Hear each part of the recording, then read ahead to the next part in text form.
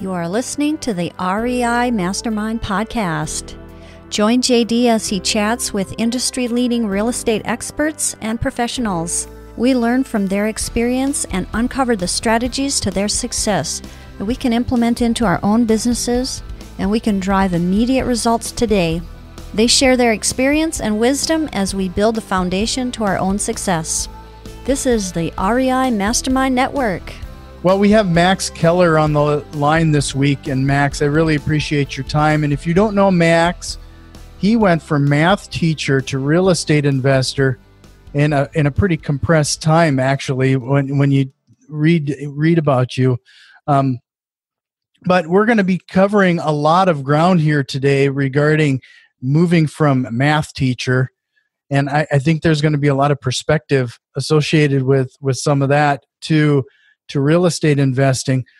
But I want to kick things off right away because it's important for everybody to have your contact information. And frankly, you're going to kick things off. You're giving away a book writing checklist and a digital book. So if you head over to dealschasingU.com/Hoss, Hoss, my last name, you'll find those details there. And really appreciate you giving that out to our listeners.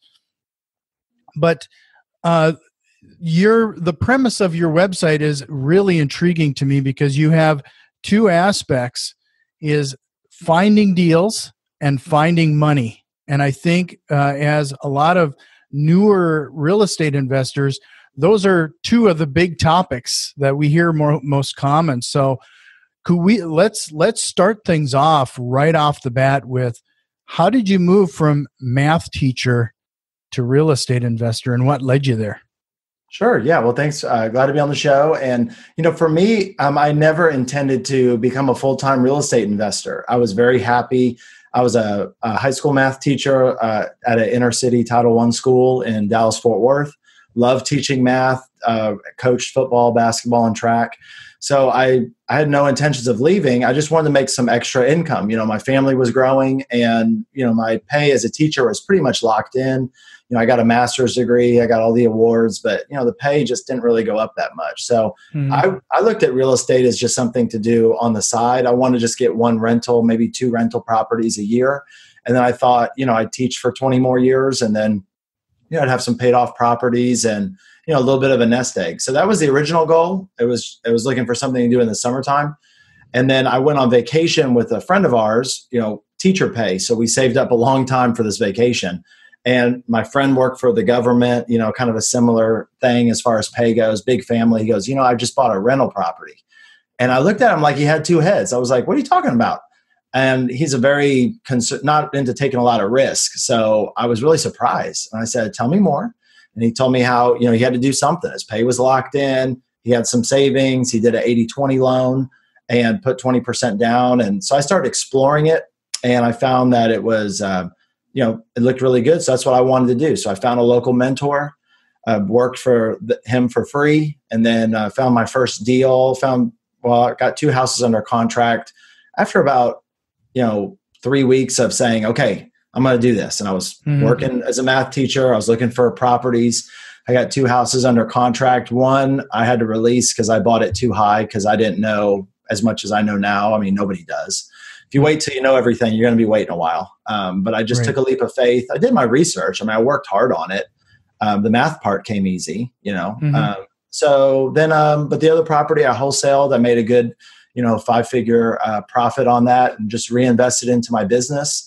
And did my first flip in kind of the wrong neighborhood, did my second flip in a great neighborhood. And the first month that I wasn't getting a teacher check, which was September 20th, 2016, I got the check for my third property that I did. And instead of getting $3,400, which is what I was getting paid as a teacher after all the taxes, the bottom of the HUD one was $34,000. So I made 10 times as much. And I just said, I'm not going back, and just went full time. And, it's been a great journey. And, the first 2 years were really like on fire. But then in 2017, there was kind of a pivot, a change. The market had gotten a lot tighter. The return on my marketing spend was getting a lot lower. And so there were kind of two discoveries that I made in 2017 that got me to where I am now. Mm-hmm. Well, you've mentioned now regarding your marketing. Can you talk a little bit, like how are you finding these deals? And your website name kind of perks interest because it's Deals Chasing You. So what do you mean by that? Yeah, so we have so our home buying business is Savior Home Buyers. So a Savior, like our Lord and Savior Home Buyers, and you can check out our Facebook page, our website. So that's the website that we've been using to buy homes.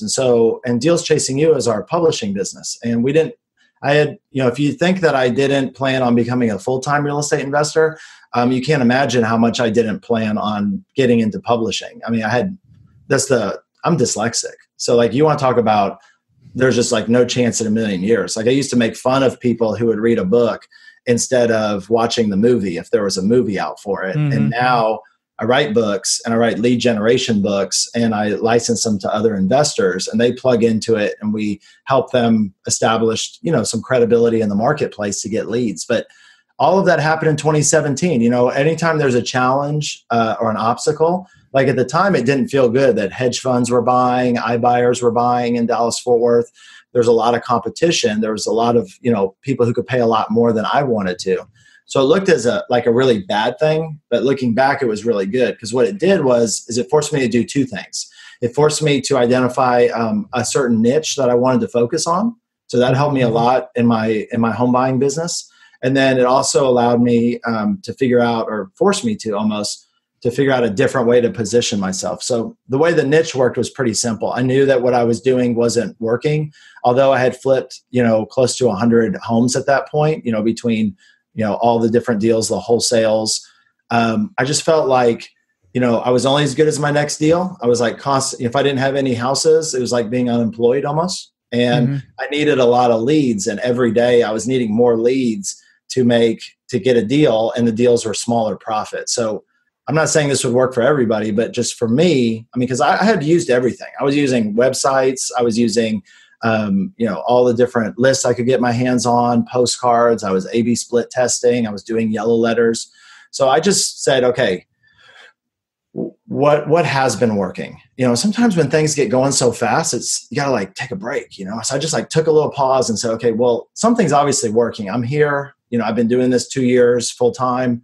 What is it that I need to do different? So I made a list of all the deals that I had done, and I looked for which deal pretty much had three things. So number one is a good profit margin. Number two is I wanted the deal to have minimal resistance to the seller. So when I was working with the seller, it wasn't a tug of war. And then number three was I wanted to have fun. I didn't want to just do deals just to make money. I wanted to be, helping people, enjoying the people I worked with. And so to make a long story short, most of my deals didn't meet all three criteria, but the ones that did, I saw the pattern pretty quickly. You don't have to be a math teacher to see the pattern. It was so obvious. And they weren't just motivated sellers, but they were senior motivated sellers. And so, I helped take care of my grandma. She helped take care of me when I was little. I took care of her until she passed away. I've always been around seniors. And when I started doing the research, I was noticing that these senior houses weren't in really rough shape. Most of them were cosmetic rehabs. I was noticing the ones that I already bought, the seniors need a lot of other kinds of help. They didn't just need to sell their house. They needed to find somewhere else to live. There was health issues happening. And so what I did was I said, okay, I'm going to try to get more of these seniors. And so I just learned more about the challenges that they were having. I made a list of all the different assisted living facilities in my area. So if they needed a referral, I just, let them know about it. And I started learning more. And what I found was that when I dialed into a niche, this was 2017, when I picked a niche, it was a game changer for me because I was able to change the messaging on my marketing more to the seniors. I was able to just have the knowledge that they needed more. And I was just speaking the language. And so I was actually buying some houses for quite a bit less than the highest offer. One deal in particular, I think it was about $10,000. My offer was less and they took mine. So what I did was I just called, this was 6 months later, I called the son of the motivated seller and I just said, hey, you remember me, Max, Savior Home Buyers? Oh yeah, I remember you. I go, hey, just curious, I think you had said you got an offer from somebody Allison, it was higher. Just like wondering why you chose me. And he's like, yeah, we did get an offer that was higher. We chose you. You know, he listed off some reasons. One of them was, the main one was that they trusted me. You know, they felt like I genuinely, you know, cared about their parents. I wasn't just trying to get a contract done or just do a deal, or, you know, I was really there to try to help them. I gave them some options that weren't even pointed towards me. So they just felt like that's just the kind of person they wanted to deal with. And that was more important than, you know, $10,000. And I was like, okay, in this really competitive market, that's the kind of people I want to work with. And so that was the like part A. And then part B was a lot simpler.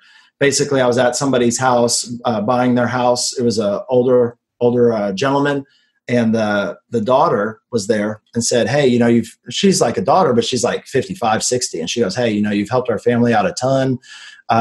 You know a lot about this stuff. I actually helped the parent move into another assisted living facility. She said, you know a lot about this stuff. You should write a book about it. And I was like, no, I'm a house buyer. You know, I was a math teacher. I'm not a writer. No, I appreciate that. But then when I got to my car and thought about it, I was like, you know, that's actually a pretty good idea. You know, I could go from knowing a lot about senior housing, which I did at that point, to being the guy who wrote the book on senior housing. But I had never written a book before, and I'm not a writer. So what I did was I just made a list of all the questions that people have been asking me in their living rooms. And I put, you know, the answers to them and pros and cons of each one, and kind of shut down parts of my business for, you know, a couple of months. Writing a book from scratch is a big process. And that was my first book, Home to Home, the step-by-step senior housing guide. And it's a lead generation how-to book that I would give to my motivated sellers, the seniors and the family members. And they would read it and learn, you know, keep me from having to be in the living rooms for 4 hours answering all the questions, because that's what was happening. And so I just printed out about 100 books and started passing them out. And it became basically my new business card. And it led to a lot of other benefits that I wasn't expecting, but it has definitely been the best decision that I've ever made in my marketing. So your strategy then is developing this. Well, in this case, it was a book. That makes sense, especially if you're focusing on the seniors. They're likely to go thumb through a book than they are to look for you online. I mean, right. That's a big aspect of it. But would you even say that you know, I could see how this, if there's other niches when it comes to real estate investing, I can see how this could benefit that. So Right. Is this like your go-to strategy, is developing this book as a leave behind, if you will? Yeah, so that's exactly it. So it started out as just my new business card as a leave behind. And then I started to notice some other benefits from it. And I wish I could say, you know, I predicted all of this. The main reason I wrote the book was because I was in living rooms for 2 to 3 hours, you know, or 4 hours explaining all these questions. And I was like, you know, I could just give them a book and just teach them all this stuff. And then if they still wanted to work with me, you know, I'd be pretty sure that all their questions got answered. But it led to all of these other benefits that I didn't expect. You know, one of them was it became my new ultimate referral tool. So when I was giving out, you know, tens of thousands of postcards and yellow letters, basically they got thrown in the trash most of the time because nobody wanted them. It was junk mail. Now when I'm giving people my book, you know, they're not throwing them away. So they're keeping them on their coffee table, and they're giving them to other people. So I start getting these random phone calls from people who like act like they know who I am. And I have no idea who they are. I have no idea how they got my book. And they're like, so-and-so gave me your book. So I noticed that my book started getting passed around. And what would happen was I'd give somebody my book. I'd send somebody the same mail, same list that I was using before. The only difference is instead of, hey, I'll buy your house cash, just like everybody else who sent you a letter this week, I'd say, hey, I can help you with your house. Or I also wrote a book on, you know, all the mistakes to avoid and, you know, ways to go through this journey. You can buy it online, or you can call our office. We'll give you a free copy. And we were getting a lot of calls from that. And they weren't calls where it's like, stop sending me postcards, stop putting a flyer on my door as I'm going to sue you. They were like these little old ladies that were so excited. And they're like, wow, I'm really talking to you? And I'm like, yeah, it's me. And we'd send them the book and we say, now we're going to give you a call in a couple of weeks to just get your feedback on the book. You know, that's the catch. And they're like, oh, no problem. I'll have it read. And then we call them. And the conversations weren't just like, when are you going to hurry up and sell the house? It was just talking about the book. And sometimes the folks would come to me and they'd have like one idea of how they wanted to sell their house. And then they'd read the book and they said, well, I read the book and I changed my mind. And I'm like, well, thinking to myself, well, did you change your mind or did I do it? And so number one, it started becoming a really great referral tool. Another one that was really unexpected is I started getting asked to speak at local churches. So a church called me. One of their parishioners had gotten a copy of the book and they said, hey, we'd like you to come and speak at our church. And I was like, okay, I didn't have slides. I didn't have anything really prepared. I basically just went up there with some of my books and I had one for everybody. And I just stood up and said, okay, turn to page 37. This is something to watch out for.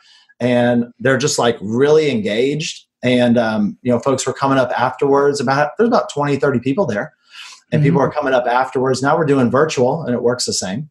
And, people were coming up there and they were like really excited. They wanted my autograph and a couple of them wanted to know if I could look at their house. So I booked a couple of appointments, when I was there. So that was obviously a good thing. But, it's really powerful when the pastor of the church like tells everybody that this author and guest speaker is going to come. And they also printed out 2,000 copies of my flyer for the event and printed it out in full color and put it in their like Sunday bulletin. And I didn't have to pay for any of that. So I didn't know any of that was going to happen. So that was a huge, huge benefit. And there's been more, but I would say, the other one probably is being pre-sold when I go into a buy call. So before, when I go to buy somebody's house, they're like, okay, basically it's like a job interview. It felt like, there's all these other investors that want to buy the house. Most of them can pay a lot more than I can. So I got like 60 minutes to try to convince them to choose me. And if it couldn't be on price, maybe it was something else. But now when I walk in, one of the strategies that we use and our students who use our licensed content in their market do is when somebody calls, we say, well, have you gotten a copy of our book yet? And if they say no, we send them a copy of the book autographed with a courier. And we say, read chapter 3. I go, we wrote the book on senior housing, but chapter 3 is all the ways just to sell your house, pros and cons of each. And so read chapter 3. Can you read chapter 3 before I come over? And they're like, yeah, I can do that. They're sort of like, what's going on? And then they read chapter 3, but I say, if you read through that and you decide you don't need us to come over anymore, no big deal. Just give us a call. And they're like, okay. So now all of a sudden what happens is that I don't have to just go rush out there like a lot of people feel pressured in competitive markets. The folks that they were going to call, they're not calling as much because they got this person who's like got a book. They're an expert. Right? That's how they're perceiving me and how they perceive our students. And the people that they call before me, they call them and tell them not to come over anymore. And I had one motivated seller tell me this flat out when I'm the only one there buying their house in a very competitive market. They go, well, why would I call anybody else when I have the person who wrote the book on this subject? And so, but they don't just read chapter 3, they read the other chapters. And then when we roll over to the house in a couple of days, we're not like we don't have to tell them our story. We don't have to give them credibility. It's already happened. So those have been some of the benefits that I've received. And it's turned into, the best marketing tool I've ever used in my home buying business. And I've definitely used a lot of them. Yeah. So, if this is appealing to our listeners, I'm just going to remind everybody again to make sure you head over to dealschasingyou.com/Hoss, HOS as in Sam, S as in Sam.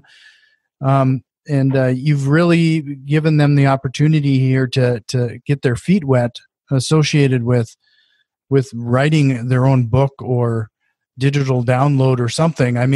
This is really a good an interesting strategy that frankly I haven't heard before. We have quite a few websites and everything that kind of self-generate some of this, to a certain extent, but the level of niche that you're going for or suggesting is very appealing. That's a good reason why. I'm going to be very transparent here. That's why a lot of people have a podcast. It adds to there's a level of credibility, not only to your website, to a few other things, and having that written form. Like you said, you've had people say, well, why would I deal with anybody else? You wrote the book on this. Right. Yeah, there's a high perceived value with books, and being an author, a lot of people, we get a lot of house buyers that come to us and they say, or they listen to some of our content and they say, Max, that's cool for you. But like, I'm a house buyer. I'm not a writer. Like, how am I supposed to write my own book? And, the good news about that is that's probably what all of your competition is saying too. It's not something that happens a lot in our space. We've made it, we think, easier than ever for people to get involved with it. And really it's two ways.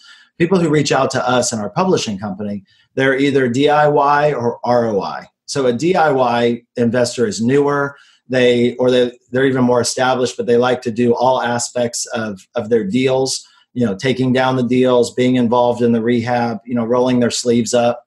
And, if they get satisfaction from doing that, even though getting the return on investment takes a little longer, there's nothing wrong with that. So for folks who are like just DIY solopreneurs or newer to the business, that's why we created the first of its kind book called The Real Estate Investor Book Writing Checklist. And it's basically the checklist that I wish I had when I started writing my first book, because I wrote like half of it and then I had to go back and start over because it was new. And so the book teaches you, how to establish who your niche is. Dan Kennedy says two things: the riches are in the niches, and if you're not purposely trying to create a celebrity status to at least to your ideal prospects, you're asleep at the wheel when it comes to marketing, because it's a measurable, quantifiable asset. Just go ask anybody who speaks, for $30,000, $40,000, speaking fee, why are they getting that, right? The celebrity component and the credibility that you get with the book is high. So for people who want to go DIY, they can get a copy of that book that we created for free for a limited time. They just go to that link, download it, and then they can see like what components need to happen to make a good niche real estate how-to book. For folks that are more ROI, it's just time is money. They leverage a team for everything. Their only really focus is just like getting more deals, getting more dollars. Everything else is for someone else. For those kind of folks, we have some different licensed content that people can plug into. That's a little bit faster. But either way that you go, it's something that I really hadn't considered until that seller brought it up. And now that it's been made marketing for houses much easier and more fun. And it's created a whole nother opportunity, being able to help other investors across the nation do the same thing.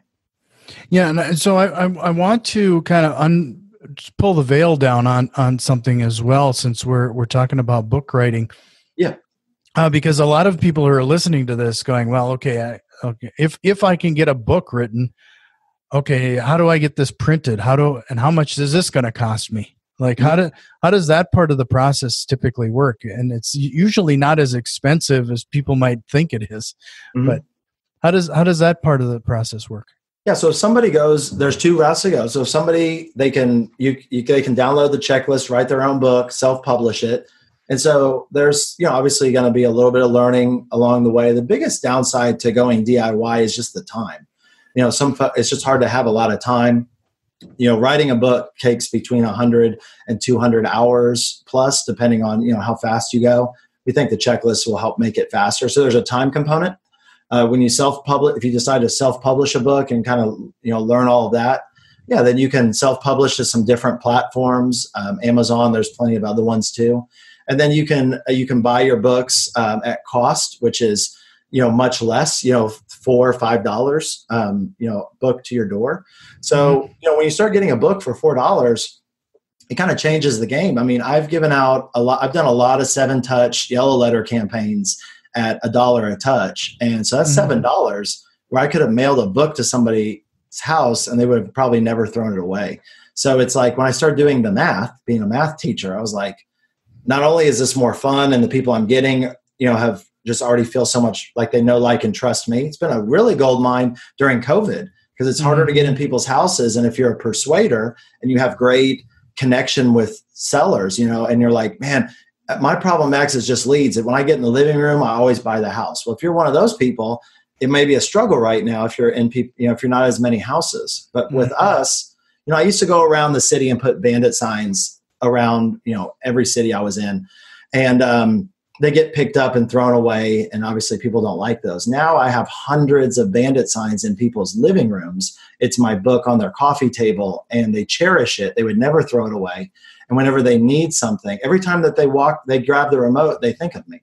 And so it's putting myself not only in their mind share, but literally in their physical space. So if somebody goes DIY, that's sort of what it looks like.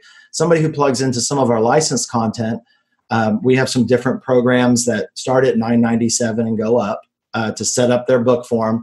And the time goes from about 100 to 200 hours to just 1 to 2 hours. And then our team takes care of the writing and the copy editing and all the publishing. And then we send links, retail links for people to share where folks can buy their books, and they can show their audience that they're online. And then we also send them the cost pricing links, and then they can just buy as many as they want.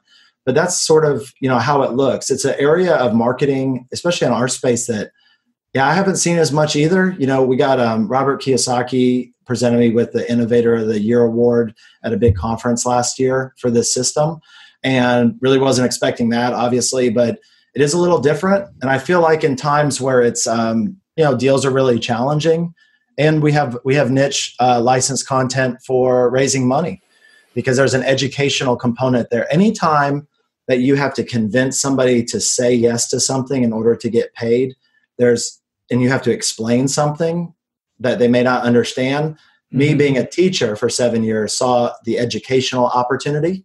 And so we have some licensed content on the private lending side. And the book that we license, has 13 different chapters, like what questions you should be asking borrowers, what happens when a deal goes bad, what are the 3 biggest things that you need to look for if you're thinking about investing in a deal. And so somebody can go write one of those books, and that's fine. And the checklist will help them. But we have some licensed content that investors plug into. And so then in an hour or 2 hours, we make their custom edition, and then they can give it to potential private money lenders, in their market, and say, have you ever thought about, investing in real estate? And they're like, never thought of it in a million years. I've been all stock market and I hate it. So, I wrote a book on this. If I gave it to you, would you read it? And they're like, oh, unbelievable. Yeah. And then they read it and they make their own decision. And like Perry Marshall, the marketer, says, they raise their hand and say, hey, I'm interested. How can we get, instead of trying to, drag the fish onto the boat, that's just fighting and squirming. You can do that. People do it on the sports channels, but it's really hard. Why don't we just find the most cost-effective way to get our message out, to get people to raise their hand and go, I want a book, then give the book out for $4 instead of $7 worth of postcards that they're going to throw away. And then they read it, and then a percentage of them raise their hand again and say, I want in on this. And that's how we're doing our marketing. And it's been a cool balance of the relational part. We lead with value. So we're positioned as educators, as advocates, not salespeople. We lead with a book. So we're positioned as credible experts. And it's more, instead of hunting and just like trying to chase people down, it's more of a share and attract. We just share what we're doing. And then the people who want to work with us do. And let's face it, if we have our choice, we probably want to work with people that really want to work with us. So it's kind of a win-win. So, we talked about the senior motivated sellers, and that seems to be your niche. But with this platform that you're referring to, then, do you have like examples of other niches that people have kind of pursued? Yeah, so we've got a new book that's going to be coming out soon that's more general, and it's a little bit more wider scope. So different chapters talk about different points of distress. So that one will be out pretty soon. We're always adding new niches, and it comes from the feedback of, the real estate investors that we're talking to. But yeah, for right now, our main focus is the senior niche. It has a lot of advantages. So we have a whole system built around that. We have some niche licensed content for people who are trying to attract private lenders. And then we have some more niche content that'll be, coming out. So, stay tuned for that. So I really appreciate your time. And before I let you go, is there any questions or topics you wish we would have covered here today? No, you did a great job. The questions were awesome. I appreciate them all. I would just say, for me, I wish all I can say is I wish I had done this sooner, and I didn't know how accessible it was. I didn't know that by leading with value, you don't have to be 99, 100% perfect. It's a totally different way to buy houses, and I like it. And I've seen people try it, but I would just say that if you're in a competitive market and you feel like, you're not standing out and you're a dime a dozen, and there's so many people doing stuff, what can we do to differentiate? And it's 100% in your power. Like I said, I'm dyslexic. I read like 7 books the first 35 years of my life. I started reading a lot lately, but and it's accessible. It's more accessible now than ever. And so download the checklist and kind of go through those questions. And even if you don't end up writing a book, even if you just write an ebook or you just use some of the stuff in that checklist to just update the marketing that you're putting on your website or your on your mail, having a frame of mind that's more around education and leading with value instead of just telling people what the features of your business are. It's produced a lot of great results for us. It's produced a lot of great results for our students. And it can work for you. It takes effort, it takes commitment. And the first step is just to check that out. We have some free videos on our website, quite a bit, because what we're doing is a little bit unique and different. And some of the folks, maybe they think they understand it, but when they peel back the onion a little bit more, they go, oh, wait a second. So if it's something that you're interested in, just check it out. Enjoy the videos. They're free.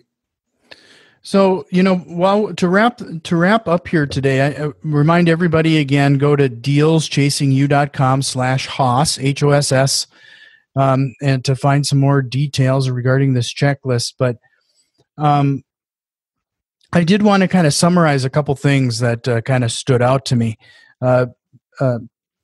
What I think is a great exercise that you brought up is that I don't think anybody does this as much as I think I wish I would even say that I've done this, is look at your previous deals and be honest with yourself and to see where they're coming from and which ones created that profit, had minimum resistance, and the ones you enjoyed. I mean, that is a great exercise everybody should be doing. I think I'll have to do that here this weekend. I mean, that's a big strategy that I think people need to take advantage of. The niche thing, that really is striking. I think when we talk about real estate investing, a lot of people, when we say niche, people think just wholesaling, just fix and flipping, just buy and holds. But you're taking it a step further, finding those motivated sellers, but motivated senior sellers.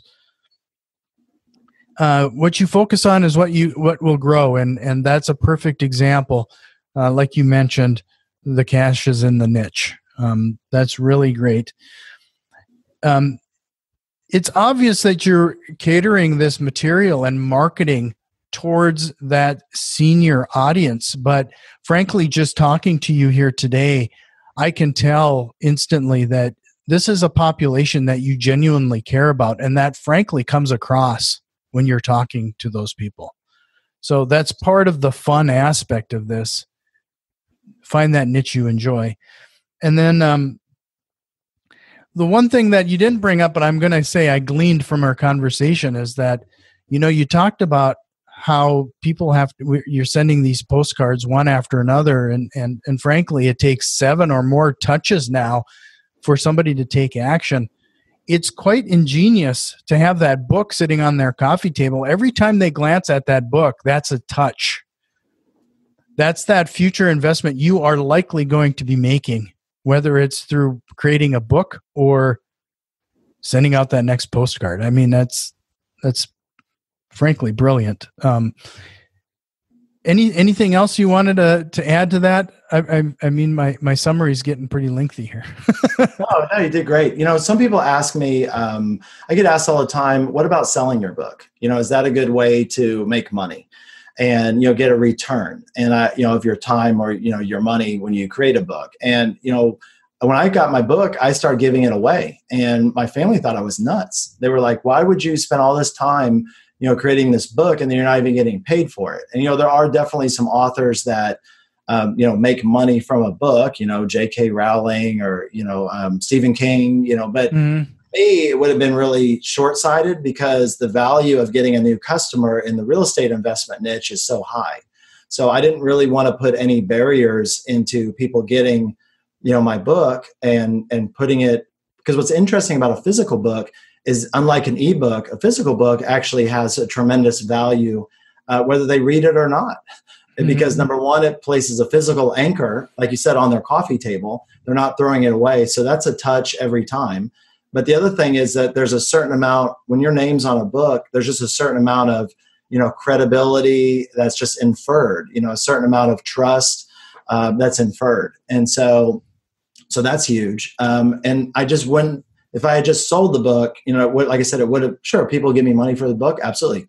I even put the book online, and I hit a couple of bestseller lists, which was really cool. And I get a little bit of royalties from selling the book. But if you think that the money, and most of the people who make money selling books are people who are already famous. And so I noticed that some of my marketing was really wide, and people are like, well, that kind of applies to me, but not really. And they throw it away. So when I went really niche and I put a lot of value in it, there's a perceived value of a physical book. We have ebooks in our system too. I wanted to touch on that. Those are still valuable and those are still good. The only problem with an ebook is one, it has a lower perceived value than a physical book because it just seems easier to make. They're usually shorter. And then number two is that it gets mixed up in somebody's email or on somebody's computer. And so it can get lost in the shuffle a lot easier than the autographed books, from the author on the bookshelf of our motivated sellers. That isn't as much as maybe the email. But we still use ebooks because they're a good way to get people to raise their hand. So what we'll do is I have geo-targeted ads for my home buying company where it's just educational videos. I'm pointing to my book. You can see the examples on my Facebook page and my YouTube channel, Save Your Home Buyers. And so I'm just teaching people and I'm pointing to my book, and folks in my local market are watching them and they're just like, wait, who's that guy in front of City Hall? What's that book? And now they're turning the sound on, they're watching it. Then we have a way that we set it up to where it sends them more videos. So my new postcards have become my digital educational videos to home sellers. And then my new postcards, physical, are the book. But the digital one is really cool because then you can get 1,000 people to raise their hand and say, man, I want a digital one, and then you send them that and say, if you want to go to the next level, we'll send you a physical copy. So there's still value in both. But yeah, between just getting more referrals and, getting the opportunity to speak at places and being pre-sold when I walk in, that's the biggest benefit by far. Because, monopolies, make money when there's less competition. So how do we create less competition in a market with a lot of competition? And how do we win when we're not the highest price? So I picked a niche that was less price sensitive. I picked a niche that was more resistant to technology and a niche that was more distrusting of just salespeople. And then I picked a niche where I could put a lot more value into the deal through a lot of helping them in other areas. And then by putting that all in a book and being positioned as like more of a consultant and the trusted guide to help them along the way, they see the value in the deal. And that's why the profits are higher. It's not higher because I know I'm a hard closer or I went, one of my friends, John Martinez, I was at his house a couple weeks ago. And we know John quite well. Yeah, he's got a beautiful house and great guy, and he's got great sales training. And that stuff is important. I just never was very good at being a hard closer. I've always been just a teacher and educator. I just show people the options and let them pick, which is actually a lot of what John does. But, I felt like I was losing deals because I wasn't the hard closer. Now these people, are picking me. And so it works better for me and my personality. And so far so good. We're just going to keep expanding it, adding new niches that make sense, and just growing it. It's been a real pleasure being on your show today. Yeah, I really appreciate your time. Again, if you want more information, head over to dealschasingU.com/Hoss, Hoss. I'll make sure that we have all the links in the show notes. really appreciate your time, and I hope we can do it again sometime, and maybe I'll corner you and we'll talk a little bit more about the raising money piece. Awesome. Well, we love that. Thank you again. Have a great day. All right. Bye, guys. This has been the REI Mastermind Network. You can already tell that we've made some changes, and a few more are on the way. If you are interested in what we have planned, head over to patreon.com/REI Mastermind and support the show today. Financial contributions are always appreciated, along with a like, share, and review. It really helps us grow and reach more people with this valuable information. See you next time, and tell a friend.